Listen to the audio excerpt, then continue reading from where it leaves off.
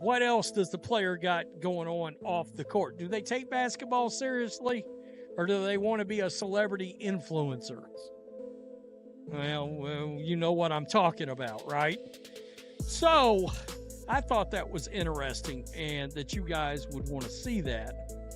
Let's go over here. This is the Good Follow podcast. Hell, go subscribe. It looks like it's relatively new. The lady on the left is Angel McCoughtry. Like I said, we're talking about a real force in the league. 5-time All-Star, 2 times. Project B isn't just offering massive salaries, it's offering something the WNBA has never been able to match: equity. Players wouldn't just be employees, they'd be owners. Instead of simply earning a paycheck, they'd receive a stake in a league that could skyrocket in value. That shift changes everything. It turns athletes into long-term investors whose financial future grows alongside the league itself. For players who want true generational wealth, the kind traditional WNBA contracts can't provide, this model is almost impossible to ignore. And how that's going to, she gives you a perspective of how players are going to look at this money, and you can tell from her reaction, it's like, whoa, that's a whole different level of cash we're talking about. The max was $90,000. I mean, even just say, like, you haven't been playing in the league for what, 1-2 years or something? Yeah. Yeah, that's fine. Let's just even talk now. You're a current. Okay, I'm a current player. These players are making max $250. Now I'm making $250, then $90. And let's see, $5 million, $2 million. I mean, guys, you do the math. Who's going to turn that down? And then I have a chance to have equity in this. Matry asked the question everyone was thinking: why grind through the brutal WNBA schedule when you could make $5 million elsewhere without the wear and tear? And she's not wrong. This isn't just a spicy comment, it strikes at the core of the WNBA's value proposition.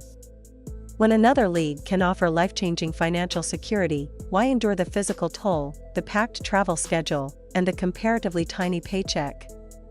Her blunt assessment forces every WNBA player, especially the stars who actually move the needle, to reconsider what makes the most sense for their careers and their futures. Then 90. And let's see, $5 million, $2 million. I mean, guys, you do the math. Who's going to turn that down? And then I have a chance to have equity in this league, and this league could possibly grow. I mean, Project B, aka Project B, let's get it. Yeah. You know, feels like common sense almost. It feels like it is common sense. I mean, honestly, I see a lot of girls. If you're going to get paid $5 million, why put your body through playing in the WNBA? Well, is that what?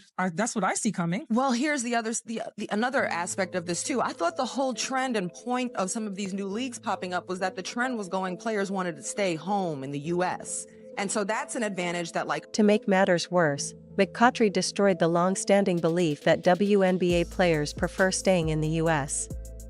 The league has pushed the idea for years that players value being close to home, using it to justify why alternatives like Unrivaled supposedly won't pull talent away. But McCoughtry calls that out as pure PR. She explains that this so-called preference is really just a negotiation tactic, a convenient narrative that distracts from the real issue: players need life-changing money. And when that kind of money is on the table, she says, players will go anywhere in the world to get it. You're fixing to see a lot of surprising names, I have a feeling, sign up for this league because they think the W's going to 850 or 1 million. Okay, well, what do you think they would pay Asia Wilson? 8 million, 10 million a year, so 8 to 10 times more than they're paying now. Caitlin Clark, 15 million, 20 million, 25 million.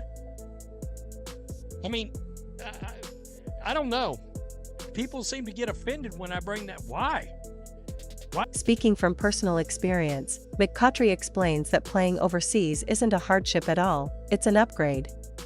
She describes cities like Istanbul as vibrant, lively, and full of incredible food, rich culture, and nightlife that goes until sunrise. For many players, overseas basketball offers better pay, better lifestyle, and elite competition all at once. Her comments completely dismantle the WNBA's long-pushed narrative that players prefer to stay home. According to McCoughtry, that idea was always a convenient illusion used to mask the league's financial shortcomings. Project B destroys that illusion entirely. With a $2 million minimum salary, nearly 22 times the WNBA max, and equity on top of it, Project B offers life-changing money even for end-of-bench players. That kind of financial power erases any so-called geographic preference. Players will go wherever the money is. And if average players can command $2 million, superstars become worth exponentially more. McCutcheon estimates that Aya Wilson could earn $8 to $10 million per year, while Caitlin Clark could command an unprecedented $15 to $25 million. Numbers that would reshape her life and legacy far beyond anything the WNBA can offer. Compared to her projected Nike earnings, Clark could double that income through Project B in just a few years. Meanwhile, public comments from players like Sophie Cunningham, criticizing fans for misjudging on-court intensity, have only widened the gap between athletes and the audience the league desperately needs to keep. Together, the massive financial lure of Project B, the collapse of the stay-at-home myth, and rising fan-player tension create a perfect storm. If the WNBA can't raise salaries and repair its relationship with its own supporters, an exodus becomes inevitable. For stars like Caitlin Clark, leaving the WNBA wouldn't just be an option, it would be the only financially rational choice.